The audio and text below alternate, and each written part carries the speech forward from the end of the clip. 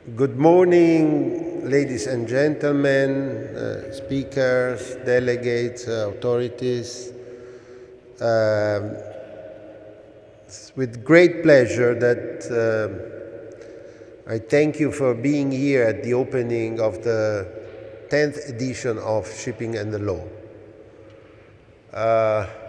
This conference takes place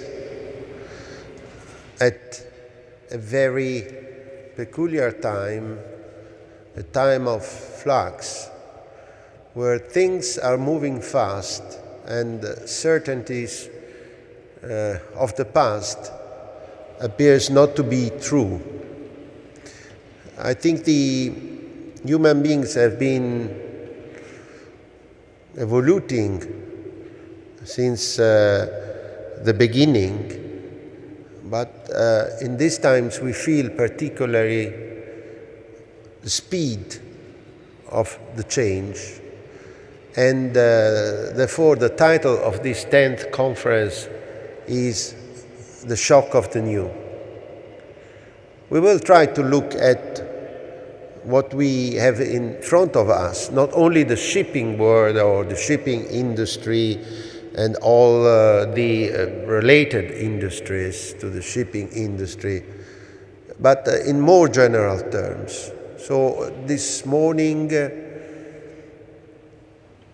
we are opening the proceedings, having the honor and the pleasure of having with us the president of the International Chamber of Shipping, Esben Paulson, the elect president of the European Ship Owners, EXA, Glass Berglund, who is arriving in a minute with other two past presidents of EXA, and he will also speak this morning, and the president of Confitarma, the Italian Ship Owners Association, Neapolitan citizen and owner Mario Mattioli. We have also the pleasure of having an old friend of our conference, the Young Ship Owners president in the group at Confitarma, who is Giacomo Gavarone from Genoa, who is representing the other great tradition with few others. This morning he is doing this of the Italian shipping, which is Genoa. Obviously, there are other cities in Italy, as you know. So we thank you for being here. This conference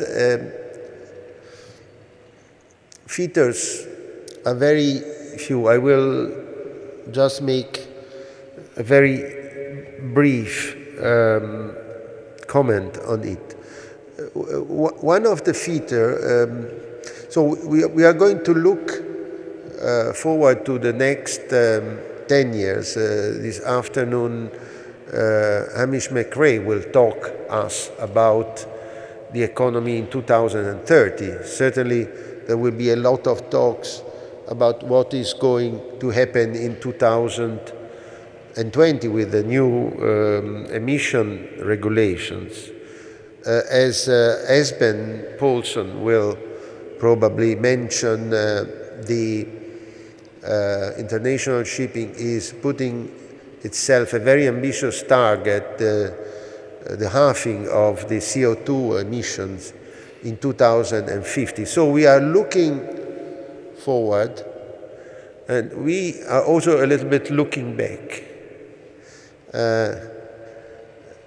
First of all, one of the features of the conference is that it takes place in all historical places of the city of Naples. That has been always a city at the center of the Mediterranean, in the middle of Italy, fronting also the south coast of Mediterranean. So it's been a crucible of various cultures, exchange, trades. We have got we'll have soon the mayor of Naples here who is hosting us, and we have with us the president of the Port Authority of Naples, Pietro Spirito, that I thank for being here this morning and will take part to an infrastructural roundtable tomorrow. So one of the features is looking also behind us through the history of these monuments, and the conference in these 10 years has visited all these places, and I think that if we will continue it, as I hope we will be able to host the distinguished delegates and speakers in other places like this castle that has been the symbol of the city for more than 600 years. The second features, and I think this is a trend, is that the conference becomes much more not only a conference of speeches, as it will be mainly in the first part of the morning, but it will be a conference of debate. So everybody, there will be big round tables starting on the finance in the second part of the morning, and all the afternoon is dedicated to a big round table with experts and ship owners, other personalities of the shipping industry taking part, and every delegate can also bring his question or his idea. And I think this is makes of this conference a very much more interesting place, because if there is debate among so many distinguished personalities of our world, this is always interesting and useful. So this is my comment, and this morning I would like to have Mr. Generale Camporini, who is the Vice President of the Institute of International Affairs in Rome, and he has been also the Chief of Staff of the Italian Defense, and is a very well-known figure for his competence in the international relations and geopolitics matter as well, and in strategic matters. So he will be the first one of our sector expert, and he will give us a speech. Then the works will start with Esben Paulson, and by then we will have also the arrival of the president-elect of EXA, Claes Berglund, that then will give the floor to the president of Confitarma and the president of the Young Ship Owners Group of Confitarma. So I would like to ask General Camporini to, I don't know if you would like to make the speech from the podium, and you are welcome. And I will sit back. Sorry?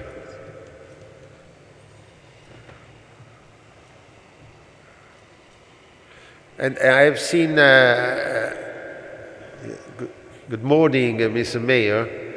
I thank you for coming.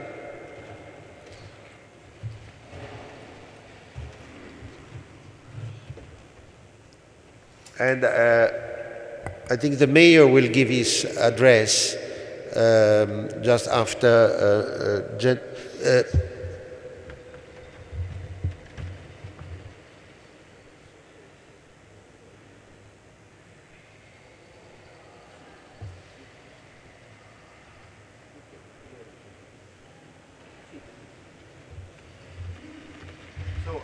I switched to Italian. Obviously, we have got translation for the English guests. I thank the Mayor of Naples, Luigi De Magistris, to be here, and I think is probably right that he gives his address, and then we hand the floor to General Camporini.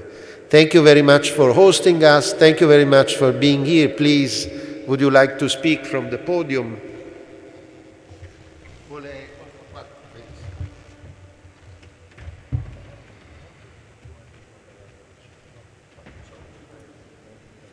Naturalmente il sindaco parlerà in italiano, c'è il servizio di traduzioni simultanee. Allora, grazie. Buongiorno e grazie dell'invito che mi avete rivolto, e sono molto contento di portare il saluto della città e dell'amministrazione con l'onore e l'onere di guidare a questo evento così importante, il 10° anno che Shipping and the Law si tiene nella nostra città. E ci tengo particolarmente perché in questi anni le attività del porto della città e del mare della nostra città si sono molto implementate. Noi siamo molto soddisfatti dell'inversione di rotta che soprattutto negli ultimi anni c'è stato nella nostra città per quanto riguarda il mare e tutte le sue potenzialità, dagli aspetti industriali e commerciali alla cantieristica, al turismo, alle crociere, agli investimenti, alle infrastrutture. Finalmente, sempre di più nella nostra città, il mare non è qualcosa che si vede solo da lontano, ma è una grande opportunità economica, commerciale e di lavoro che va anche valorizzata. E non è un caso che abbiamo anche invertito lo spirito con cui si approccia al mare. Vorrei ricordare l'ordinanza tra le prime città italiane per quanto riguarda il lungomare di Napoli, plastic free, che credo che sia un segnale importante per la difesa del nostro mare, che altrimenti rischiamo tra qualche anno di non poter più avere il mare Mediterraneo bello che tutti noi conosciamo. Io voglio ringraziare a questo proposito le tante istituzioni marittime, da quelle istituzionali come l'autorità portuale e tante altre, ma anche tutti gli ordini professionali, tutte le imprese, i lavoratori, tutti quelli che ogni giorno lavorano perché questa città possa essere sempre di più una città che coglie nel mare una grande opportunità di sviluppo. Napoli si trova nel cuore del Mediterraneo, è uno dei porti più importanti del mondo e attraverso il nostro porto si sta molto muovendo l'economia. Vorrei ricordare anche i tanti lavori pubblici che si stanno tenendo nel nostro porto, dai dragaggi che non si facevano da tanto tempo, il progetto sul Molo Beverello e tutte le altre infrastrutture del nostro porto. Noi siamo molto impegnati come città, io come sindaco di Napoli, ma anche come sindaco della città metropolitana. Anche l'altro giorno ho avuto modo di parlare del porto di Napoli con la nuova ministra delle infrastrutture. Mi sembra che anche su questo ci sia un'intesa, una sinergia importante tra la città di Napoli e il governo nazionale. Insomma, se lavoriamo tutti insieme bene, ognuno con le sue peculiarità, ognuno con le proprie idee e con le proprie proposte, mi sembra che abbiamo sconfitto anche il partito dell'immobilismo del porto di Napoli. C'è stato un periodo che qualcuno pensava che se uno sta fermo è meglio e soprattutto non passa nessun guaio. L'esperienza mi ha insegnato che se stai fermo, voglio dire, non solo non fai nulla di buono, ma i guai li passi lo stesso. Invece se agisci nell'interesse della collettività ti devi sempre difendere, ma almeno ti difendi dicendo che stai facendo qualcosa per il bene comune, per la collettività, per la tua città e lo fai insieme agli altri. Quindi credo che questa vostra iniziativa sia importante perché mette insieme le eccellenze marittime non solo del nostro territorio, ma appunto anche di altre parti d'Italia e del mondo. Voglio anche molto ringraziare tutte le articolazioni istituzionali, dalla Guardia Costiera, la Capitaneria di Porto, la Marina Militare, insomma è un lavoro di squadra, come questa città ha saputo fare in questi anni, e chiudo su questo. Napoli è una città che rispetto ad altre città italiane ha avuto difficoltà economico-finanziarie molto più grandi in questi anni, ma è la città che più è cresciuta per turismo, cultura e anche imprenditorialità innovativa e giovanile. Solo un dato che credo può impressionare positivamente, è un dato che ha pubblicato l'ANCI l'anno scorso, che è l'Associazione Nazionale dei Comuni Italiani. Napoli in questo momento è terza in Italia per start-up giovanili, superando città molto più ricche di Napoli. Quindi si può fare se si sta insieme, si può fare se pubblico e privato dialogano in modo corretto, senza zone d'ombre ed opache, ognuno con la propria visione, tenendo presente che se si sta insieme, pur nelle diversità, si raggiungono obiettivi importanti. E non è un caso che Napoli, da un punto di vista internazionale, negli ultimi mesi e negli ultimi anni è una città che viene osservata con grande attenzione istituzionale ai massimi livelli. Quindi io voglio ringraziare tutti quelli che ci credono a investire nel porto di Napoli, investire nella nostra città, lavorare per un mare che non sia più un mare di sangue, ma un mare, come dire, di pace, di accoglienza e di benessere. Io credo che se lavoriamo tutti insieme, come a Napoli sappiamo fare, raggiungeremo obiettivi egregi. E quindi ci tenevo molto a darvi il mio saluto, il buon lavoro e il benvenuto ovviamente nella nostra città per chi non è napoletano. La mia giornata è piena di impegni facendo il sindaco di questa città che è bella ma anche particolarmente complessa, e quindi vi saluto. E il segno che si fa qua questa iniziativa in un luogo della città gestito dal Comune di Napoli vuol dire che apprezziamo molto il lavoro che fate per il nostro mare e per la nostra città. Grazie e buon lavoro.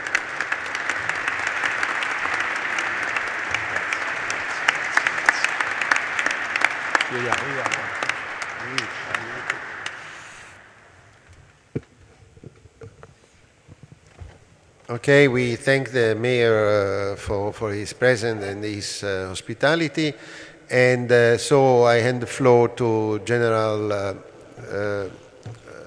Vincenzo Camporini, who will speak us about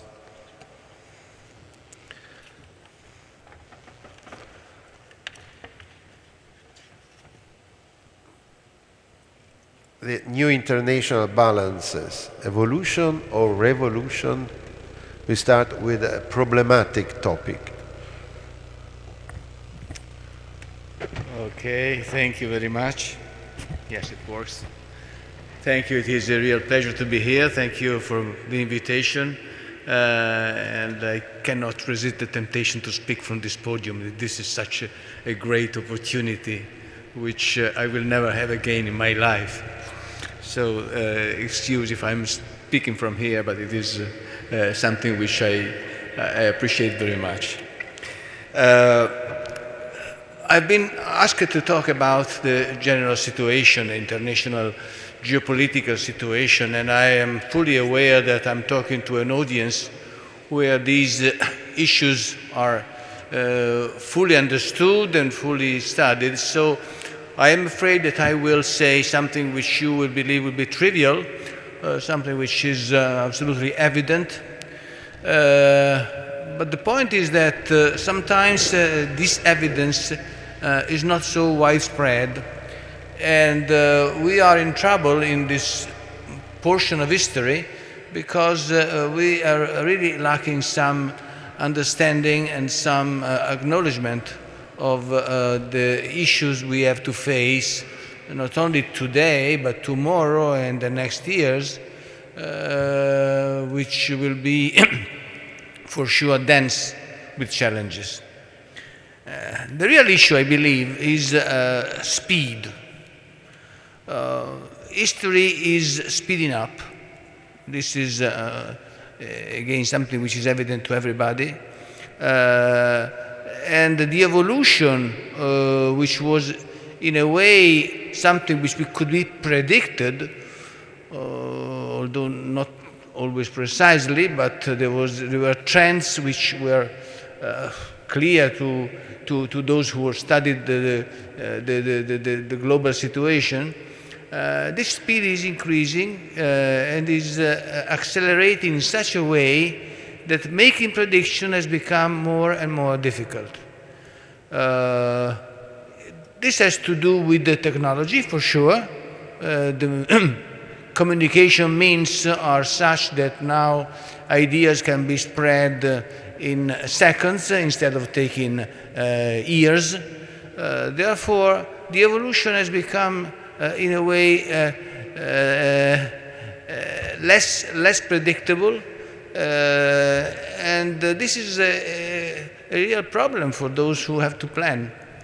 I have to say that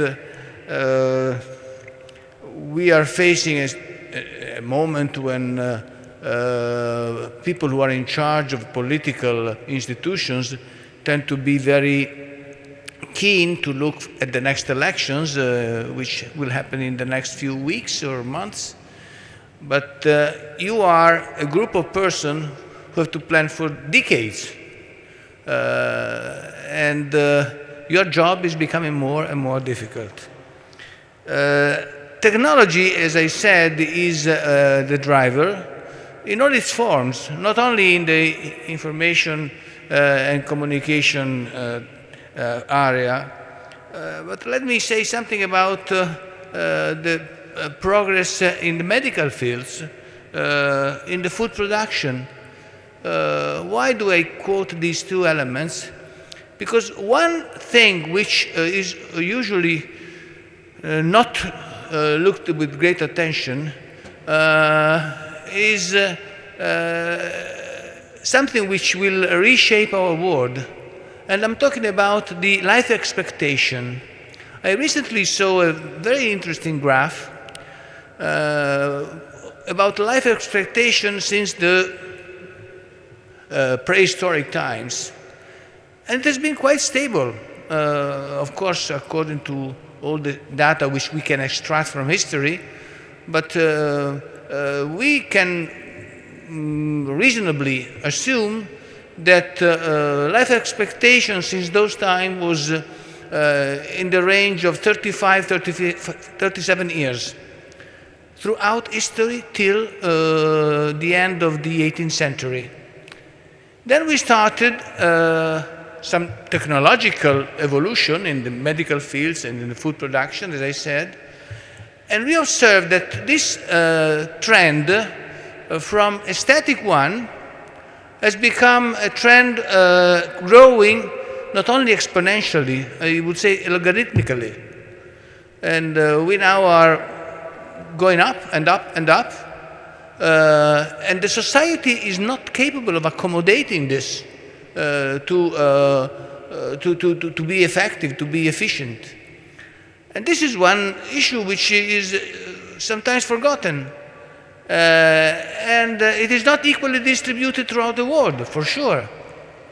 And the consequences on the composition of society tell us that on one side we have demographic expansion, demographic explosion, and in other regions, for sure in the developed countries, we have demographic stagnation, if not a decrease of demography. And this will for sure have dire consequences, and it will not happen in the next centuries. It will happen in the next decades, in the next years. One issue which you are confronting every day is the issue of migration. Migration through the seas, which have become a kind of alley where people take their chance to come to where the welfare is. Africa is growing in population at an unprecedented pace. In the next few decades, they will double their population. Will they be able to support all those people? Or will they try to come to us? Today, migration from the south to the north, from Africa to Europe, is, in terms of numbers, limited, very limited. Of course, it's very emotional. Everybody takes a lot of anxiety about this, but we are talking about thousands, tens of thousands. But we may be witnessing millions coming up. And we have not the structure, not the institutions, not the plans to regulate this migration. So we are facing a time of radical changes which we are not ready to face. We were accustomed to a world of stability. After World War II, there was a period of great stability. The Cold War was a very stable period. Of course, From time to time, we could observe crises popping up somewhere, and there were attempts to control this crisis, sometimes successfully, sometimes less successfully, but it was something which was concentrated on specific areas in specific time frame. After the collapse of the Berlin Wall, history has not stopped, as we have seen, and now we are in a situation where we are surrounded by crises which explode day by day without any possibility to predict those. And we have difficulties in doing anything to not only to prevent but to control this crisis, which will have consequences on our societies, on the life in our towns, on those who, like you, have to carry goods and persons from one point to the other of the globe. I believe that we should not be complacent. It's not a matter of optimism or pessimism, it's a matter of realism. Let's see what the new developments in the Middle East. Every day we have something new. Now we have this initiative by the Turkish president to, let's say the right word, invade Syria. A small portion of Syria because, of course, he has problems with the Kurd communities. But nevertheless, it's something which is new, with the US retreating inside its borders in a new isolationism mood, which will leave us in this part of the world in a way alone. We were really complacent in the past. We were very happy to develop our economies, our welfare in Europe under the American umbrella. They were providing us security against any type of threat, be it the Soviet threat or later on other threats. But now we are in a way left by ourselves, and we do not have the means and not even the mentality to be able to become again some protagonist, some frontline element of the international community. So what do we have to do? For sure, we have to spread this awareness. We have to spread this understanding that things are not easy to tackle, while public opinion tends to look for simple solutions. There are no simple solutions. And we have to develop our alliances, our cohesion, our way to do things together, renouncing our selfish short-term interests. You see, I am a strong federalist. I believe in the future of a unified Europe, but I am also very realistic, and I do know that this will not be in a very short time frame. It will take a long time if it will happen. But this is the only way to avoid letting this part of the world and letting our culture, our societies, being in a way sidelined and being crushed by the confrontation between the two big players, China and the US. The Europeans should really give up their selfish short-term interest in order to face these challenges in the future. Otherwise, our destinies will not be controlled by us. They will be controlled by others. And we have already had evidence of that. The economic crisis in 2008, 2009 was not started in Europe. But we in Europe suffered the consequences of that. And we did not have the means to counter that, because everybody was trying to save its own short-term interest. So the danger is the danger of being sidelined, and this will imply, and I will just say something about your activities. This will imply that big enterprises from elsewhere will, in a way, take the upper hand and minimize the role of our initiative, the role of our industrial capabilities, the role of our transport capabilities. We must not allow that. We must do something, and as I said, the only solution is to stick together, because as it has been said several times, either we stand together or we'll be hanged together. Thank you.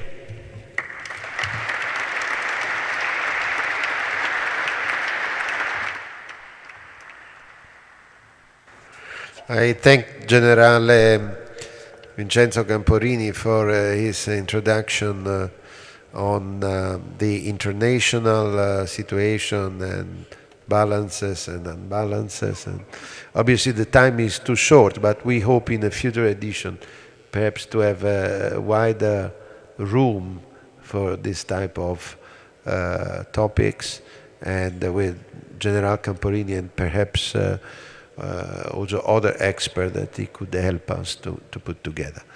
Now we enter the shipping part of the proceedings, and we really have here the most representative persons of the ship owner industry, of the shipping industry from the side of the ship owner. So I hand the floor to the president of International Chamber of Shipping, Esben Pozo, that I thank for coming here.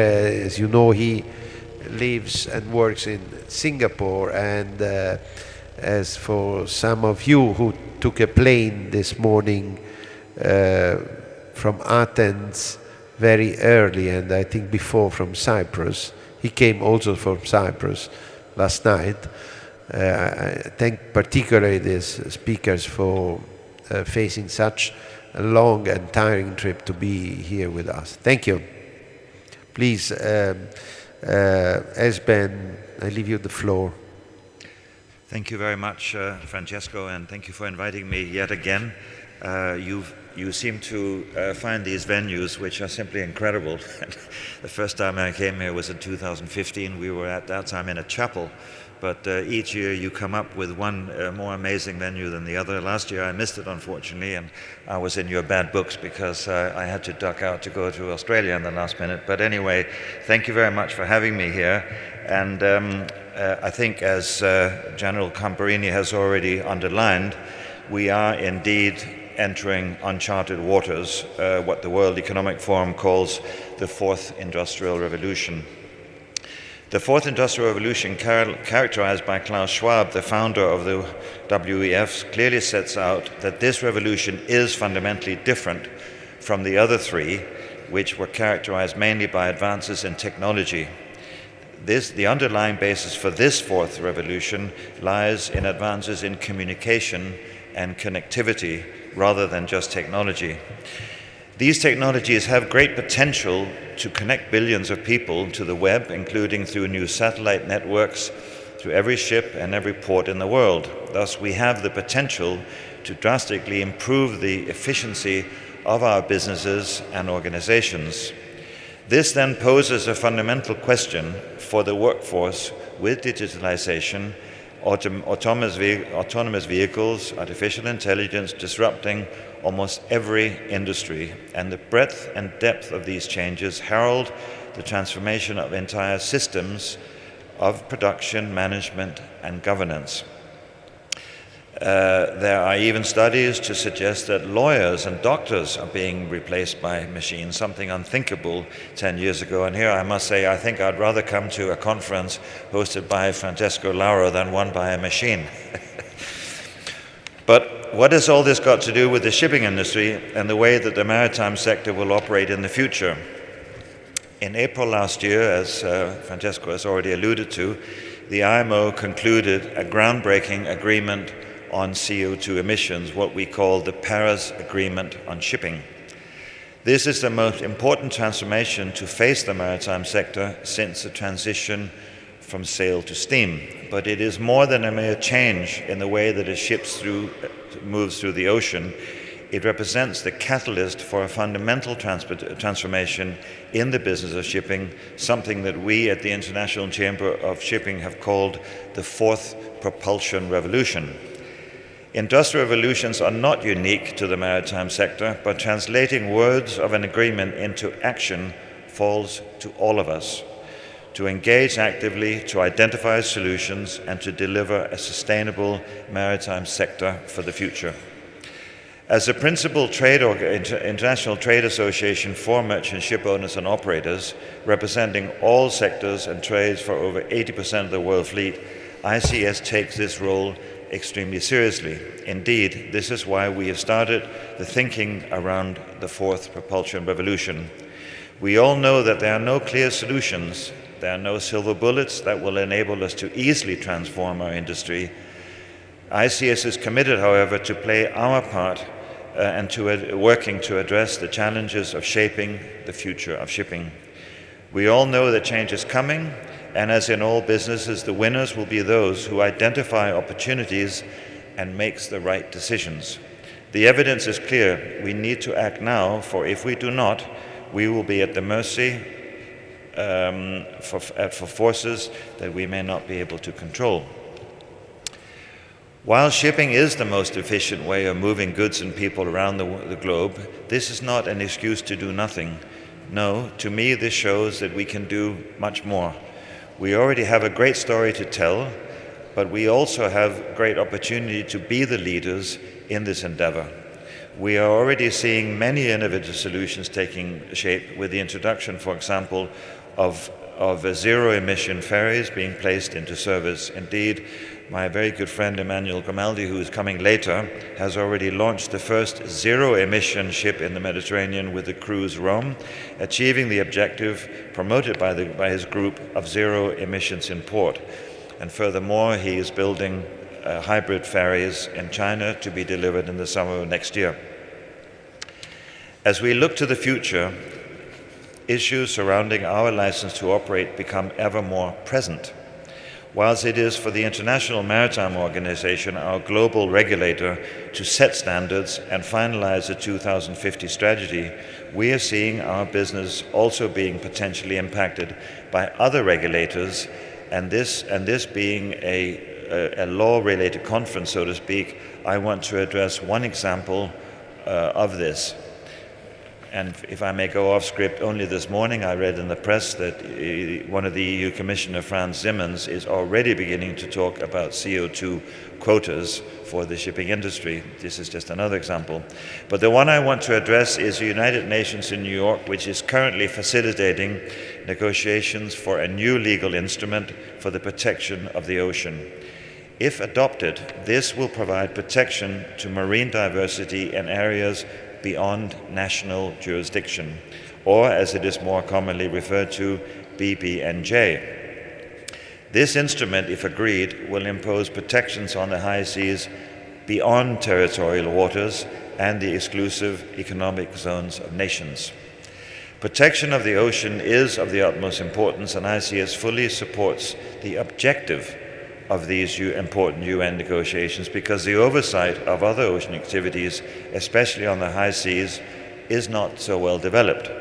Nevertheless, given that the shipping industry is regulated by IMO very effectively, we must ensure that a new legal instrument does not have unintended consequences for the authority of the International Maritime Organization.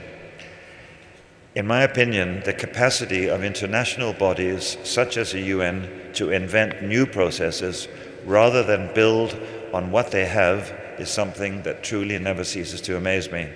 And I actually went to New York exactly a year ago when this conference was beginning, and as part of a Norwegian delegation to try and explain some of the facts of shipping to UN delegates. And once again, I was truly astonished to hear how little is known and understood about our industry at bodies like the UN. But to be clear, a ship owner's activities are never beyond national jurisdiction of flag state, even when its ships are operating on the high seas. There are around 80,000 merchant vessels engaged in international trade operating outside territorial waters, which must all adhere to IMO rules throughout a ship's voyage, including the MARPOL Convention for Pollution Prevention.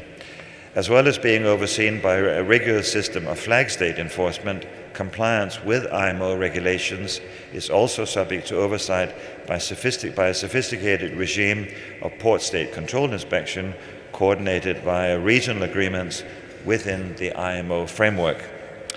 So while shipping is not the main focus of this UN initiative, which is primarily aimed at strengthening the regulation of deep-sea fishing, energy production, and new economic activities such as seabed mining, the work is likely to lead to the establishment of new marine protected areas of the high seas.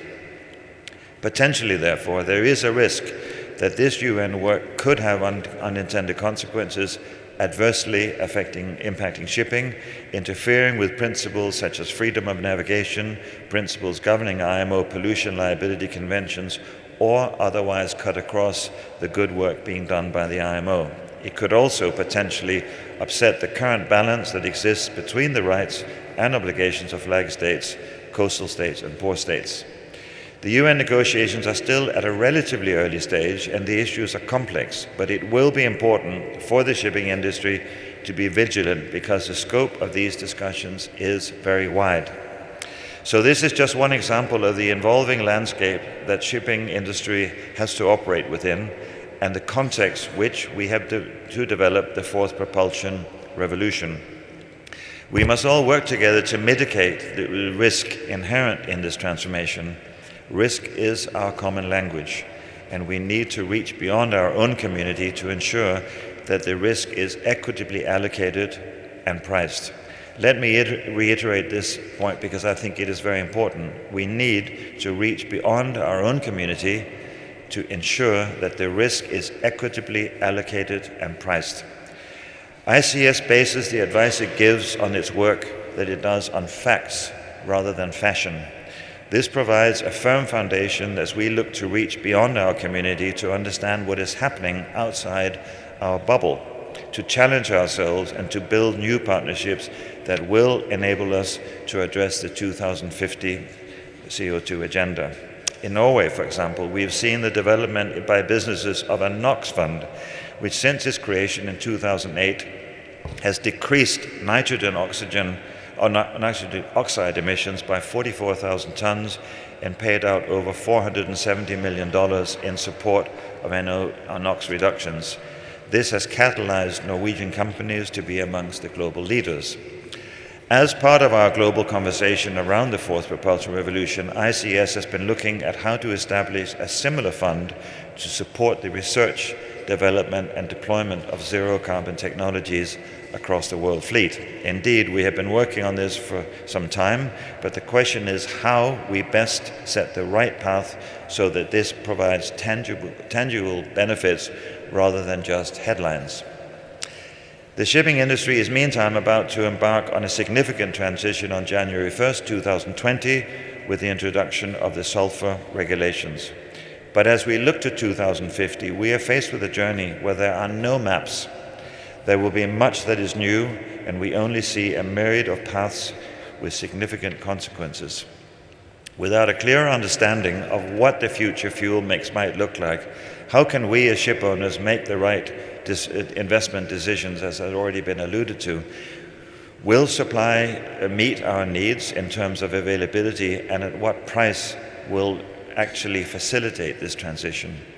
It is clear that the fourth propulsion revolution will involve many and not just ship owners, and I wonder what can we learn from the experience of other industries.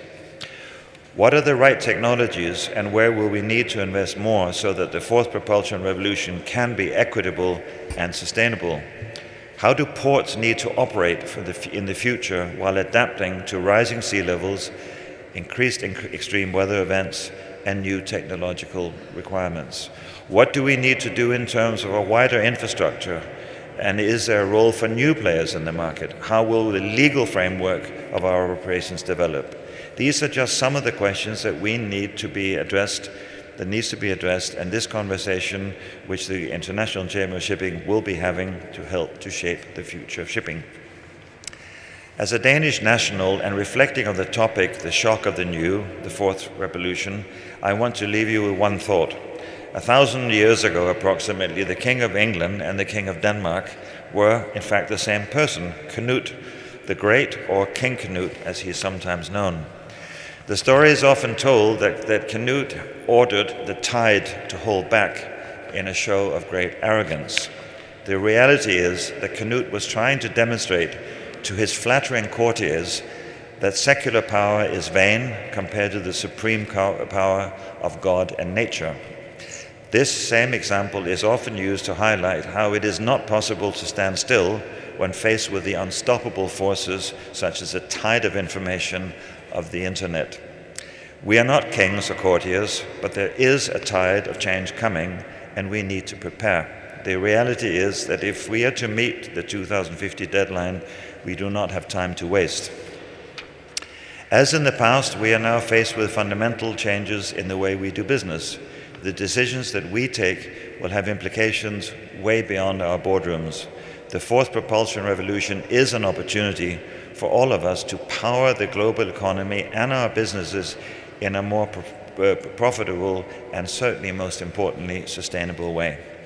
I very much look forward to hearing further thoughts on this very interesting topic, and I thank you very much for listening. Thank you.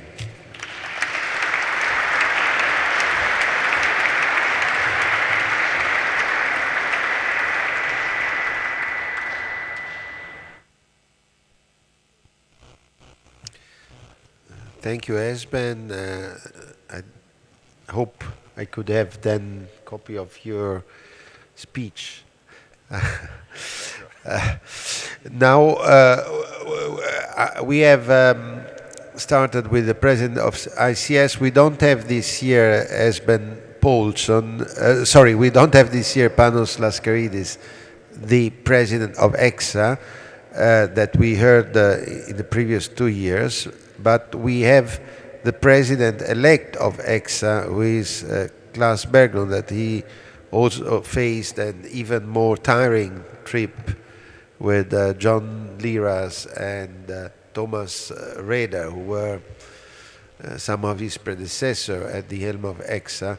And so I particularly thank him and the other two for being here, as I take the opportunity all the shipping of the law team of Studio Legale Lauro, who contributed so well and in particularly difficult conditions to the organizing of the conference, notwithstanding my commitments for all of this summer that I think have damaged their work. So I thank all of them, and I hand the floor to Claes for his address.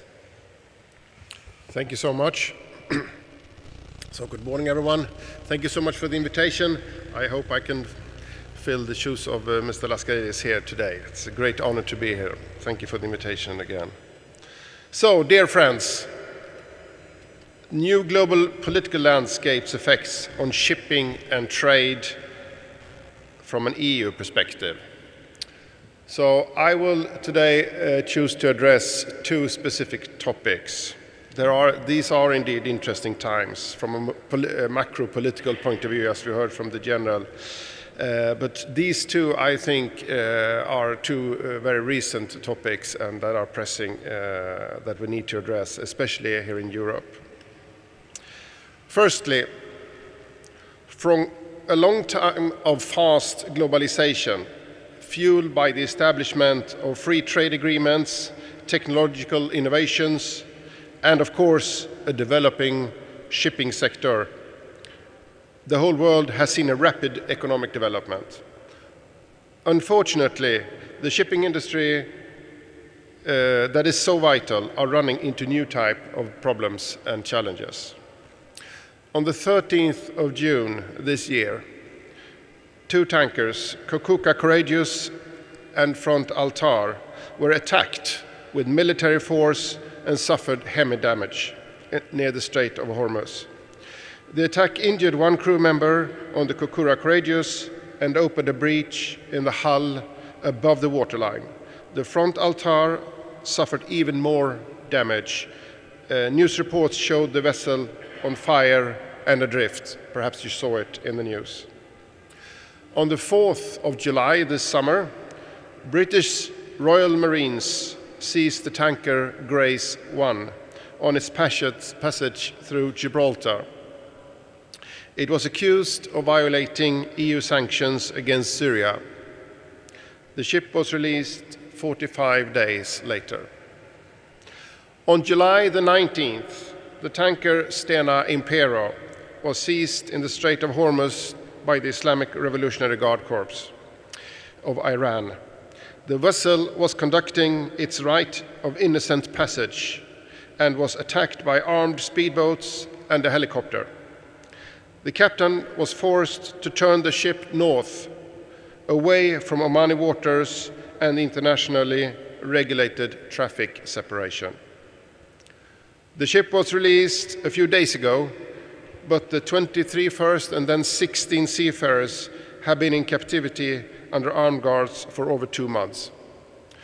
On the 30th of June, the Grimaldi-owned vessel Grande Nigeria was detained in Dakar, Senegal. The authorities found narcotics on board in the cargo, in a new vehicle, and 2 passengers were imprisoned for the crime.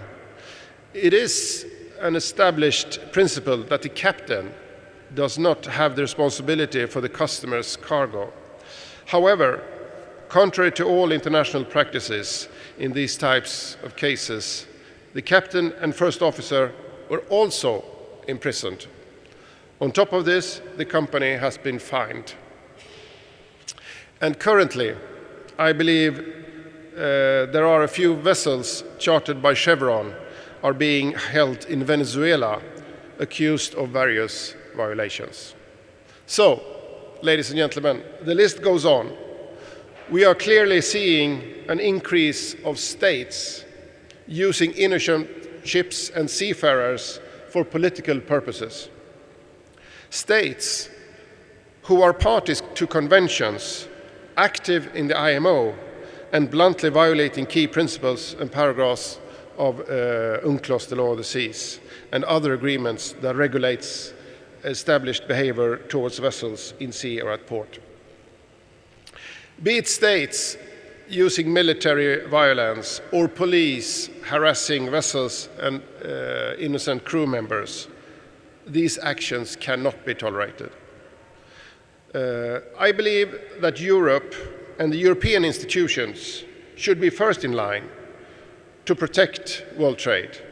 Much more can be done to enforce the laws of the seas, and I hope we will see more actions and not only words.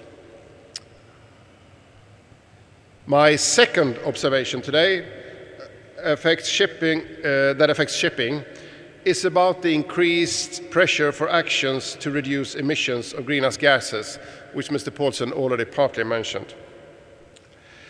The debate has quickly moved from nice declarations and pledges by states, cities, and companies to pressure for real actions and results. Many young people around the globe have been listening to the alarming reports from the scientists, and the Greta movement is strong. Discreetly, we take away our gold and platinum badges from our hand luggage when we fly, and the term flight shame is spreading. People choose the train instead. A Tesla is much more cooler than a Range Rover. Young students are giving more attention to the values of company and how the company contributes to society when seeking their first job. Who wants to make a career in a company that pollutes and is part of the problem rather than the solution? The policymakers in Europe feel this very strongly and will push this agenda even harder. I expect both the new Commission and the Parliament to drive this agenda with much more urgency than we have seen before. And this will obviously affect our industry. We as an industry cannot back away from this discussion and need to be in close dialogue to get this right. The goal is set by IMO, as Mr. Paulson mentioned, and we must and should actively support that we reach this target. How can we speed up the technological development? What is the best way to stimulate the use of non-fossil energy sources? The questions are many, and I'm afraid we don't yet have all the answers, but we have a big task in front of us to get it right. To conclude, we are a proud industry with a long history.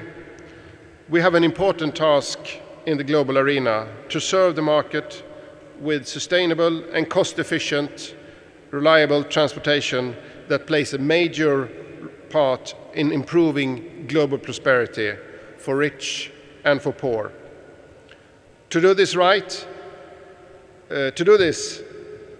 we need our right to innocent passage in all oceans and strong support for the transition to low-carbon future.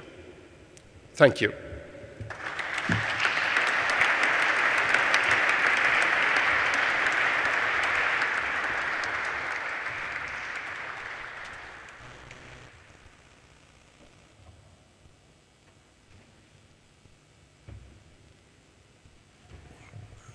I thank you, Claes, for his address, and now I hand the floor to Mario Mattioli, President of Confitarma. I don't know if you would like to speak from... I think you follow the others. I follow the good examples.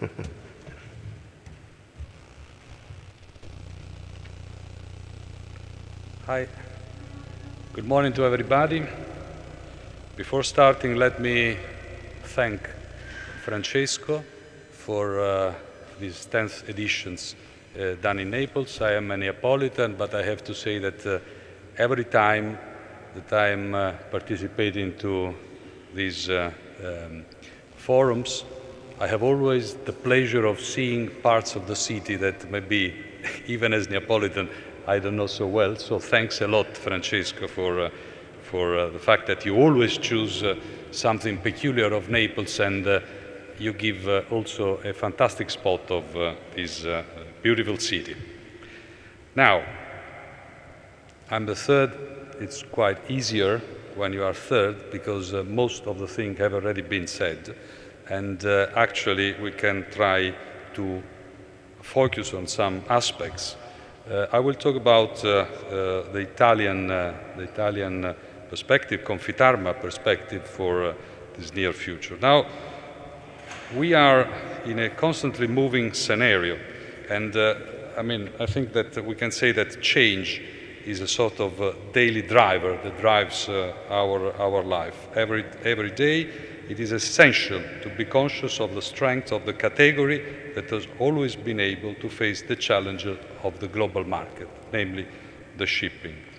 Italian merchant fleet, thanks to the international register that was strongly wanted and defended by Confitarma, and it is coming from the European guidelines on our sector, so it has been adopted in Italy in '98, has grown in number and quality.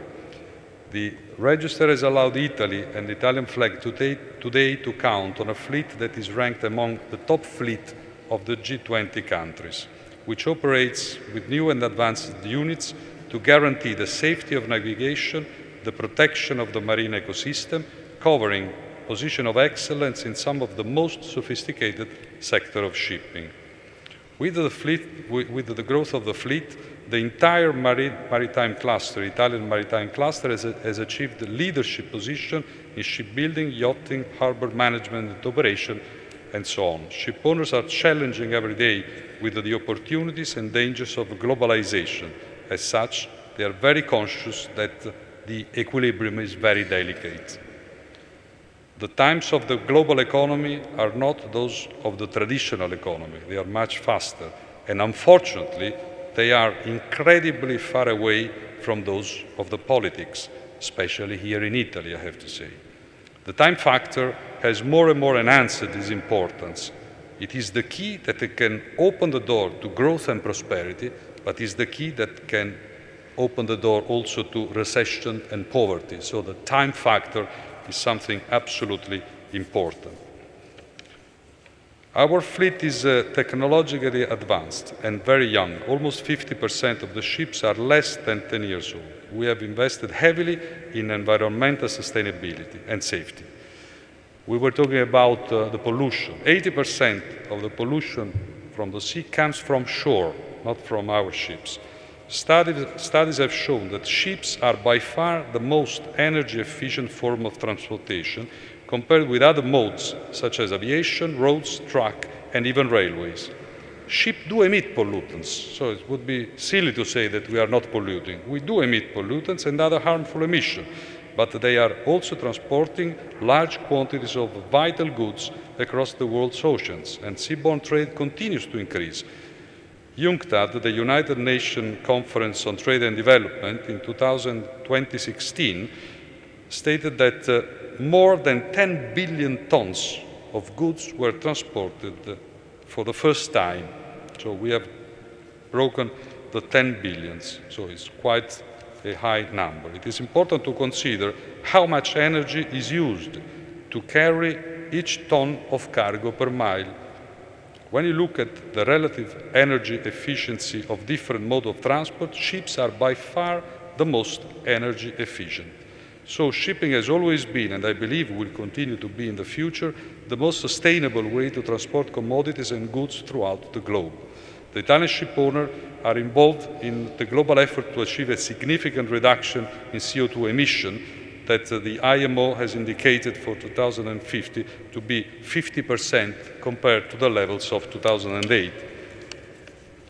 It is relevant to remember that shipping responds to demand of the world trade. As world trade increases, more ship capacity will be needed. Ships can reduce air pollution by being even more efficient, i.e. burn less fuel and therefore lowering the emissions. From 1st January 2020, sulfur content in ships' emissions should not exceed 0.5%, compared to the actual limit of 3.5%. This is a reduction of 7 times, or 85%. Shipping total carbon emission in 2018 is estimated being 828 million tons. This is down about 20% from the level of 2008, so of 10 years before, that was 1,025 million tons. So it is already decreased by 20%, despite the increase in the global trade and goods transported by sea. This is also due to the slow steaming that reduces the average speed of the ship using less energy, consuming and emitting less.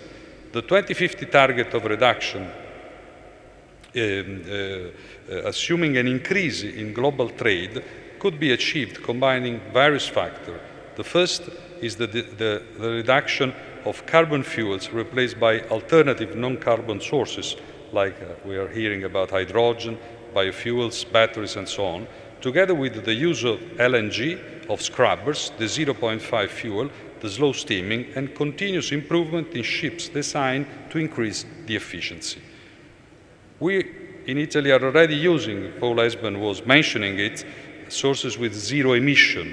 There is our important associate Grimaldi that has invested in batteries, and he has these ships that are zero emission. In particular, they are emitting zero when they are in a port, and this is very important because the port is where a ship can concentrate the emission. The port normally are closer to the areas where we live, so it's far more important to reduce emission in port. So I think it's extremely important, and we will have always ship greener and greener. In order to further improve the environmental performances of maritime transport, constructive dialogue between ship owners and environmental bodies and institutions is needed, because it will come only by a strong dialogue. It's very difficult that something may happen for impositions. It is important to consider the training and the employment. Seafarers represent a key factor to ensure safe, efficient and environmental friendly maritime transport. The Italian and EU seafaring occupation on board of Italian flag has increased thanks to the international register. In a world like the maritime world, more and more high-tech and characterized by fast technological and regulatory change, new specialties are emerging internationally. I was hearing a class saying about the role that is put on, the burden that is put on board of captain and so on. I have to mention that we were mentioning about migrants, and who knows me in the past knows that I spoke about migrants. I wish to say that even in Italy we are facing something like that. I mean, I have one captain of my fleet that has made a rescue operation of migrants and saved 100 lives. He has followed the Hamburg Convention on search and rescue. He has followed the prescription by the Italian authority to give cooperation to the Libyan Coast Guard, and now is under investigation to the Neapolitan court because it's a political matter, because they say you have brought back in a country where human rights were not granted, but he has just applied the law. He has just followed the prescription. He is under investigation. We don't know how it will come out, but himself and the DPA, they are under investigation. In any case, due to these big changes and due to this specialization, Confidarma has given significant stimulus to the training of new generations through involvement and support in training projects dedicated to the sea staff and to the shore staff. The concept has always been to start from the needs and the request of the shipping company, so of the industry, in order to define the programs and the courses to give a material and strong positive reply, bringing demand and supply of human resources closer and closer. We will continue to invest more and more in training of our seafarers. We also want to do this in the school and the university, together with our Ministry of Education and University and Research, through the reconsideration and innovation of the schooling subjects. Sometimes they are old. We need to update these matters. Intensification, this is especially in Italy, of the English language and the involvement of the managers and collaborators of our shore staff to share their experience in the classroom with the students that are the collaborators of our company in the future. Furthermore, we will continue to support the development of these ITS. They are Higher Technical Institute for the sustainable mobility in shipping. That's an extraordinary example of interaction between local institutions, school, university, shipping companies and training centers that guarantees employment rates to their graduates close to 100%. I wish to go also on a subject that is very important, especially in Italy, that will be for sure part of the discussion that will be after the coffee break, that's finance. In dealing with the effects of the crisis in Italy, shipowners have revised their strategies to catch the new market situation and to find the right way to compete. Finance stands up with its significant role. However, we must resolve those delicate financial situations that have been created over the years through new financing capacity for shipping companies, spreading of knowledge of this important and peculiar industry, innovative solutions to resolve stranded claims. Having this in mind, it is in the common interest of the Italian Banking Association and Confidarma to promote an ever-increasing development of relationship between financial institutions and shipping companies. It is also necessary to have continuous dialogue with those growing realities in the national and international scene, which are alternative sources complementary to the bank financing. We are doing this through ad hoc tables that aim to avoid speculative phenomena and instead foster virtuous path of alliance and collaboration, looking at the restoration, continuity and development on the territory of our company. That's the main task and the main goal that we have. In this regard, we firmly believe that the government must intervene with ad hoc models, cooperating with banks and investment funds, granting a better rating to the package and reducing the cost of the financing. Confitarma is working very hard on this matter to the benefit of its associates. Also, communication is the last subject that I wish to talk. Is very important. It's very important to promote and let known to everyone the great and important world of the sea. Outside, we have to communicate better to the outside, because sometimes we talk too much within a few people that is expert of the sector. We have to make everyone, means political institutions, financial players, industry producers, consumers, understand the importance of the sea system, in first place the maritime transport network that connects the country's economy. We are all required to keep up the peace with the world around us, often Russian, if we want to maintain and improve the quality of our life. In this context, Confitarma, thanks to the great load of experience and skill, it is a vital think tank, collector of ideas, place of work for facts and actions, ideal place to create opportunities for meetings, analysis and comparisons. It is the natural common house of the Italian shipowners, the center of the Italian maritime cluster, with strong international links to Europe through EXA and the world through ICS, of which, of both organizations, we are founding partner, and we express and have expressed in the past and are expressing now the vice presidency of the ICS through with Emanuele Grimaldi, and he has been also chairman of EXA years ago. We are working very hard on that, and we have a special person dedicated, very strongly dedicated, and with very good result to this international matter that is extremely important to us. I will conclude saying that I'm very proud to chair Confitarma, thanks to which the Italian shipping has achieved important results in the years.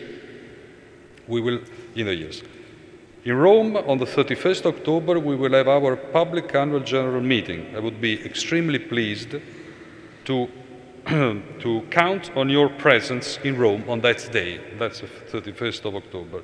We will go more in deep on the matters that I've just said now, and also other matters, and this will be done in the presence of important Italian government representatives, to whom I would like to say, in the name of all the maritime industry, that we have all the intention of continuing this route. We want, we can, and we must do so. Thank you very much.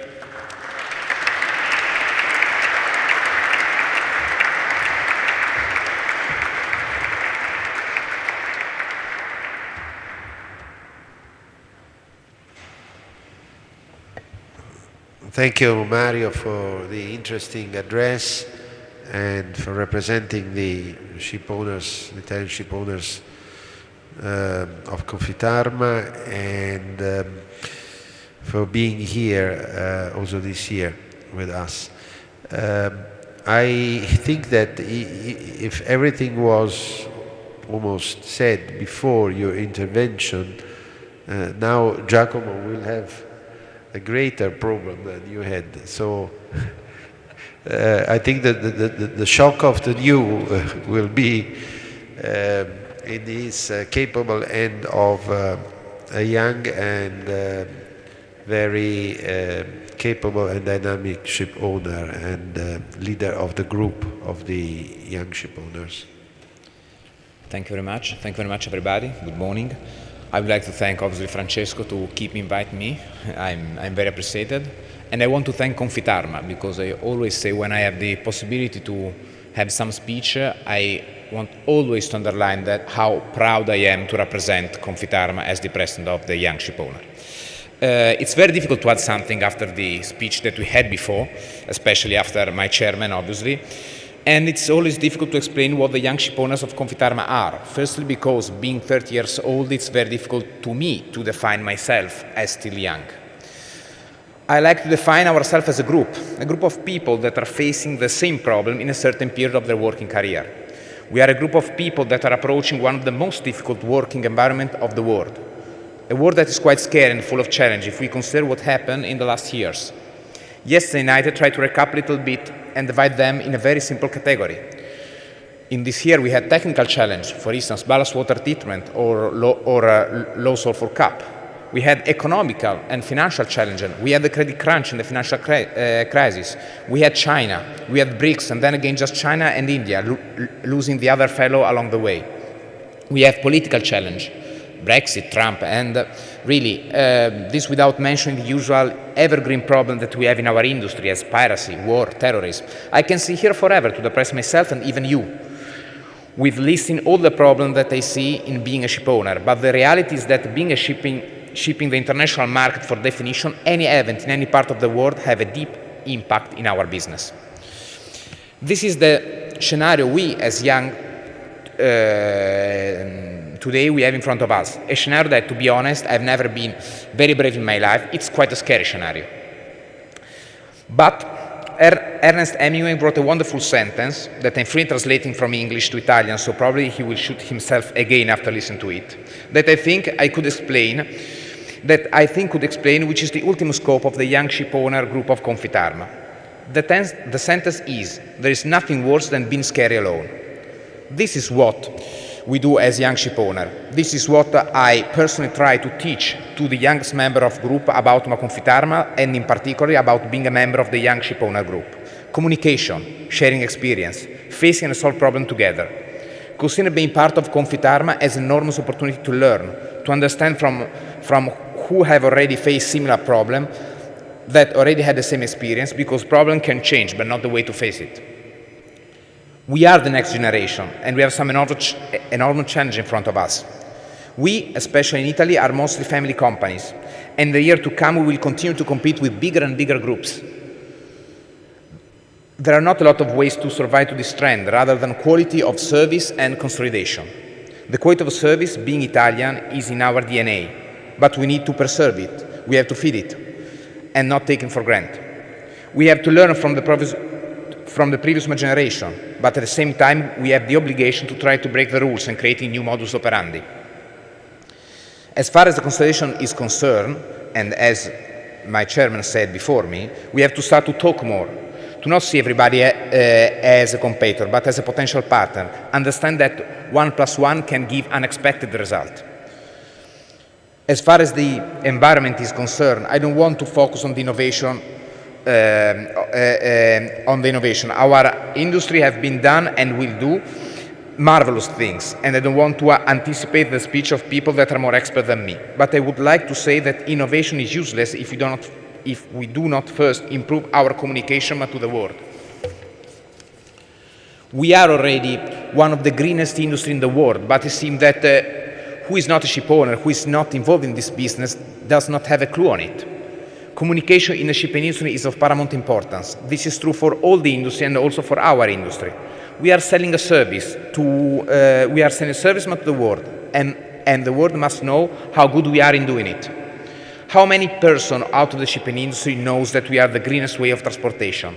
How many people outside the industry know that amount of gas that we transport every single day? 97% of the things you see around you have been probably in a ship before.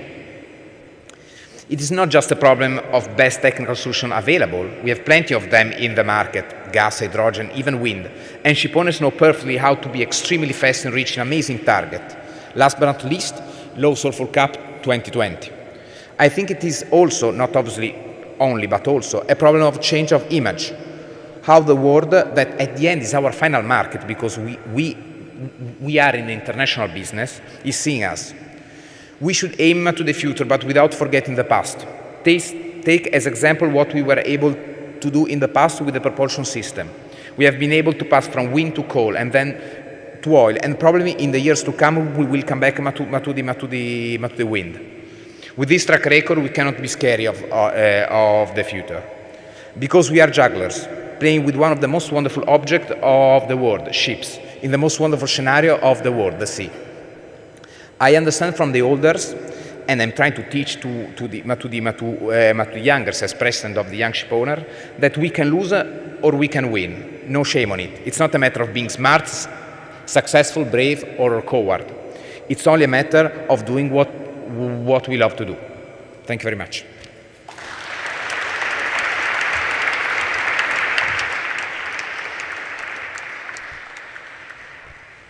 So thank you, Giacomo. Thank you and everybody also for the very contained timing of your interesting addresses and speeches. It's true that I was a little bit expecting that your addresses would have been shorter, so I thought that we would have started a bit later because of logistic problems, but we are almost precisely in time for the coffee break, which is in the Antisala dei Baroni, just going out to the right. And we want to start again at 11:45 in this room. For the financial session, I also noted the arrival of the Ambassador Ercole, Vincenzo Ercole Salazar Sarfield. He has a very long surname, who is not only the global head of Italian infrastructure, and so he is speaking in the financial panel since he couldn't attend to the infrastructural panel of tomorrow. But he was also some way representing the minister, the Secretary for Foreign Affairs, Mr. Luigi De Maio, that I invited to the conference. Last year we had the president of the Italian lower chamber here, and in some way I suspect he will intervene in the panel, also bringing an address, an institutional address to the proceedings. So I think we have got this 20 minutes for the coffee break, and then I will see you back here, this on the right. Thank you.